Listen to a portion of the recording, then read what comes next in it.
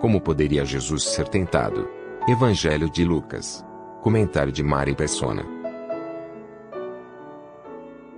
Jesus, cheio do Espírito Santo, voltou do Jordão e foi levado pelo Espírito ao deserto, onde durante 40 dias foi tentado pelo diabo. Não comeu nada durante esses dias e ao fim deles teve fome. Em Gênesis, Deus viu que tudo era muito bom, após criar o primeiro homem. Porém, logo veio Satanás para tentá-lo e Adão caiu. Quando o segundo homem entra em cena, Deus declara ter nele o seu prazer. E mais uma vez Satanás vem tentá-lo. Mas agora ele encontra um homem cheio do Espírito Santo, impermeável ao pecado e incapaz de pecar. Jesus não passa apenas pelas 3 tentações detalhadas nesse capítulo 4 de Lucas. Ele é tentado durante 40 dias. O primeiro homem foi tentado no conforto do Éden, onde não havia fome, sede ou calor. Quando o segundo homem é tentado, ele está em um deserto, o mesmo deserto em que nós vivemos. Por isso, em Hebreus diz que naquilo que ele mesmo, sendo tentado, padeceu, pode socorrer aos que são tentados. Porque não temos um sumo sacerdote que não possa compadecer-se das nossas fraquezas, porém um que, como nós, em tudo foi tentado, mas sem pecado. Nesse versículo, onde diz sem pecado, não quer dizer sem pecar, mas exceto o pecado, ou pecado à parte. Jesus não tinha o pecado como nós temos, que gera uma resposta à tentação. Ele só podia ser tentado de fora para dentro, e não de dentro para fora, como ocorre conosco. Tiago explica que cada um é tentado pela própria cobiça, sendo por esta arrastado e seduzido. Então a cobiça, tendo engravidado, dá à luz o pecado, e o pecado, após ter se consumado, gera morte. Embora o crente em Cristo traga em si a possibilidade de responder à tentação, a palavra de Deus afirma que ele está equipado para suportá-la. Em 1 Coríntios diz que não sobreveio a vocês tentação que não fosse comum aos homens, e Deus é fiel. Ele não permitirá que vocês sejam tentados além do que podem suportar. Mas quando forem tentados, ele lhes providenciará um escape para que o possam suportar. Há quem alegue que se Jesus não podia pecar, então ele não podia ser tentado como nós. A Bíblia diz que, como nós, em tudo foi tentado. Não diz que, como nós, sucumbiu à tentação. Por ser Deus e homem, seria impossível Jesus pecar. Alguns dizem que o homem Jesus poderia cair em pecado, mas o Deus Jesus não, o que é um absurdo. Após a sua encarnação, além de ser perfeito Deus, ele se tornou perfeito homem e assim igualmente sem pecado. Se Jesus tivesse em si o pecado, ou fosse capaz de pecar, ele não seria o cordeiro sem mancha e sem defeito exigido para o sacrifício pelo pecador. Nos próximos 3 minutos, Satanás atacará em 3 frentes. A tentação de Jesus tem por objetivo confirmar suas credenciais. É o Espírito Santo quem o leva ao deserto para ser tentado pelo diabo, ou seja, para deixar clara a sua divindade.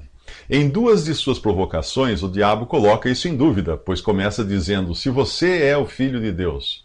Os judeus o acusavam de blasfêmia, pois ao declarar-se Filho de Deus, ele se fazia igual a Deus. Portanto, temos aqui um teste para provar se Jesus é quem ele diz ser. Pecar está fora de cogitação, por ele ser Deus. Ao contrário do primeiro homem, Adão, este segundo homem é sem pecado, e cada tentação só confirma isso. Numa delas, Satanás nem questiona se ele é o Filho de Deus, mas vai direto ao assunto.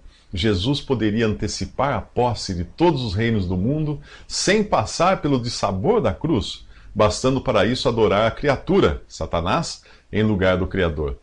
As 3 tentações revelam 3 coisas que nos são oferecidas todos os dias: obedecer ao diabo, adorar a criatura e colocar Deus à prova.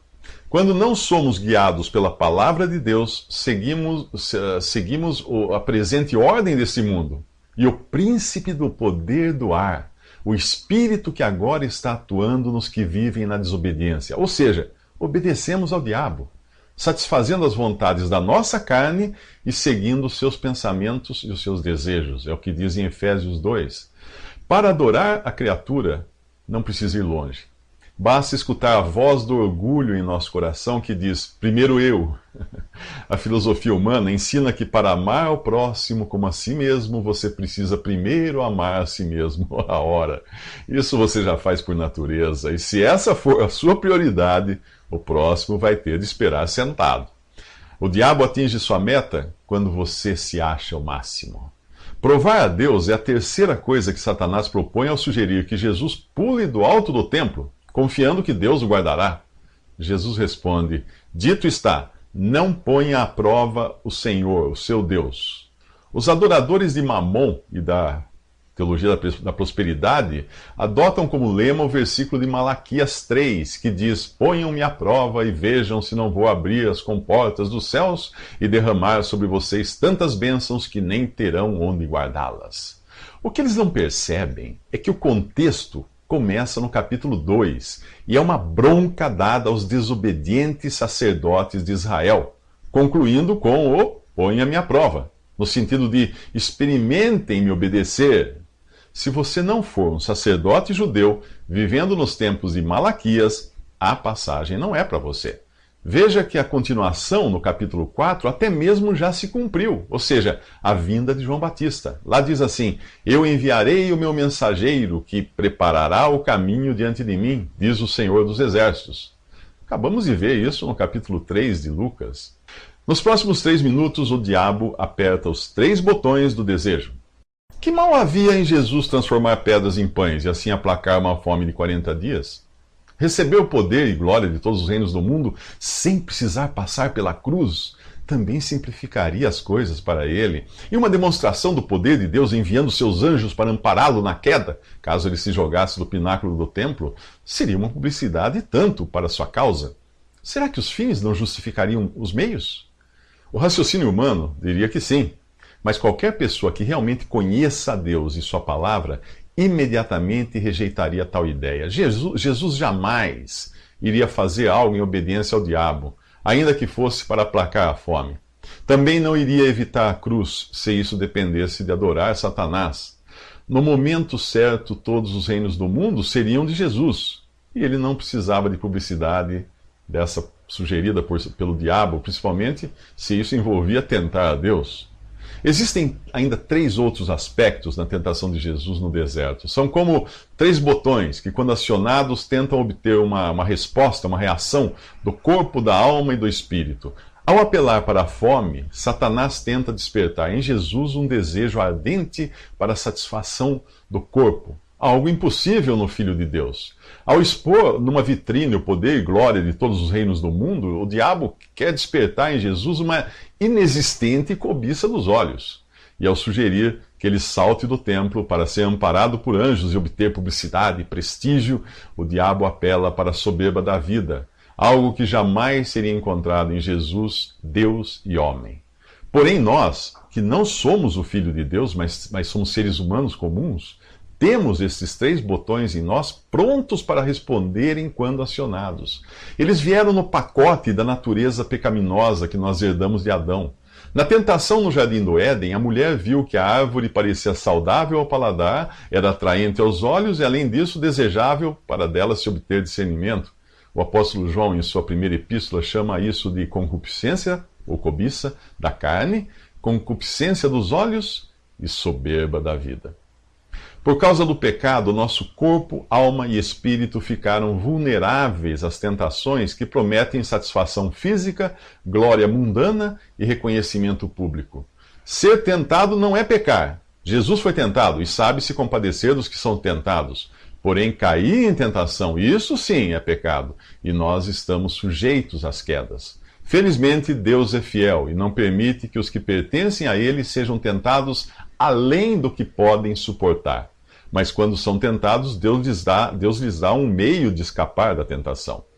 Isso você obtém também de 3 maneiras: dependência de Deus, devoção a Deus e confiança em Deus.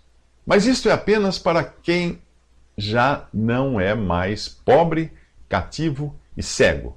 Se você continua assim, pobre, cativo e cego, o remédio está nos próximos 3 minutos. Agora nós vemos Jesus na sinagoga em Nazaré. As sinagogas não eram templos, pois só havia um templo autorizado por Deus, o de Jerusalém. Sinagogas eram lugares onde os judeus se encontravam para ler as Escrituras e fazer orações. Elas tinham também o caráter de escolas para aprendizado das Escrituras. Jesus recebe o rolo do livro de Isaías, do profeta Isaías, para ler, e o abre no que hoje conhecemos como capítulo 61. E ali ele lê o seguinte: O Espírito do Senhor estava sobre mim, porque ele me ungiu para pregar boas novas aos pobres. Ele me enviou para proclamar liberdade aos presos e recuperação da vista aos cegos, para libertar os oprimidos e proclamar o ano da graça do Senhor.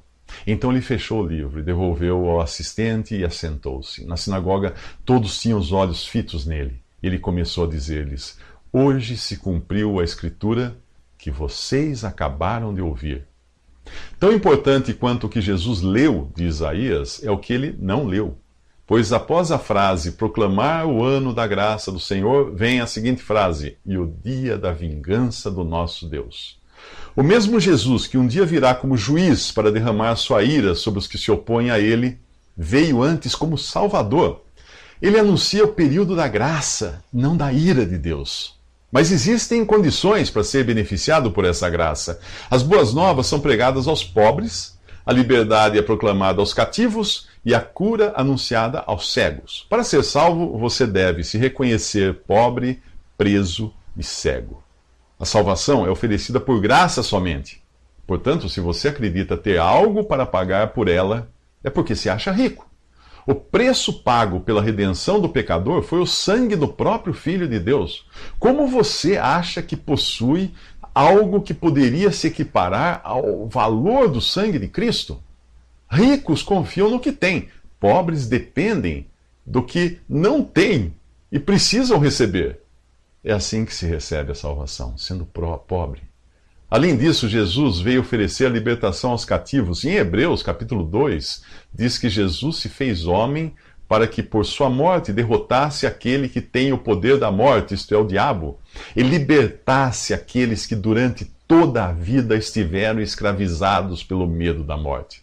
Se você não se considera preso e escravo da morte e do diabo, não dará valor à libertação que Jesus oferece. Passarinho que nasce em gaiola não se considera preso, do mesmo modo como o pior cego é aquele que não quer ver. E é a cura para essa cegueira espiritual que Jesus anuncia. Porém, de que adianta isso se você acha que pode ver? O apóstolo Pedro diz que os salvos por Cristo são geração eleita, sacerdócio real, nação santa, povo exclusivo de Deus para anunciar as grandezas daquele que os chamou das trevas para a sua maravilhosa luz. É preciso reconhecer-se em trevas para desejar a luz de Cristo. Se você se considera pobre, cativo e cego, peça agora mesmo para Jesus lhe salvar. Nos próximos 3 minutos, Jesus bate à porta.